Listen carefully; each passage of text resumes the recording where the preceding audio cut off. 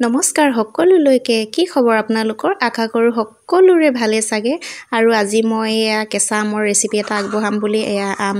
গছৰ পৰা ছিঙি লৈছোঁ আৰু ছিঙোতে চকুত অলপ আঠাবোৰ পৰি গৈছে সেইকাৰণে আৰু তাৰ পাছত মই আহিলোঁ আমখিনি পাৰি অনাৰ পাছত ধুনীয়াকৈ ধুই ল'লোঁ আৰু কেঁচা আমৰ গোন্ধটো মোৰ বৰ ভাল লাগে সেইকাৰণে গোন্ধটো লৈ লৈছোঁ আৰু এতিয়া মই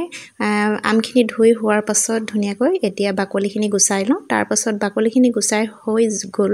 হৈ যোৱাৰ পাছত এতিয়া মই পিহনি এখন লৈ আমখিনি পিহি লৈ কাঁহী এখনত থৈ লৈছোঁ তাৰ পৰা এতিয়া মই গেছত চচটো পাতি ইয়াত মই পিহা আমখিনি দি দিছোঁ আৰু আমৰ ছিজনত যদি আম পাওঁতে আমি কিছুমান বস্তু বনাই নথওঁ তেতিয়া আন ছিজনত আম নাপালে আমি কি খাম সেইটো কাৰণে এইবোৰ খোৱা হ'ব আৰু এতিয়া মই আমখিনি ভাজি হোৱাৰ পাছত শুকান তেজপাত দুখিলামান দিছোঁ ইলাচি এটা থেতেলিয়াই দিছোঁ ইলাচিৰ গোন্ধটো ভাল লাগে আৰু চেনি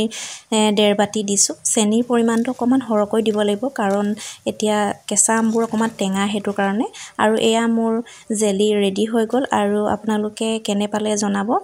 আৰু আপোনালোকে ভাল পালে যদি বনাই খাব ঘৰতে আৰু বিৰাটেই টেষ্টি হৈছে মই এয়া খাই দেখালোঁ আৰু আজি ভিডিঅ'টো ইমানতে সামৰণি বাইদেউ বাই বাই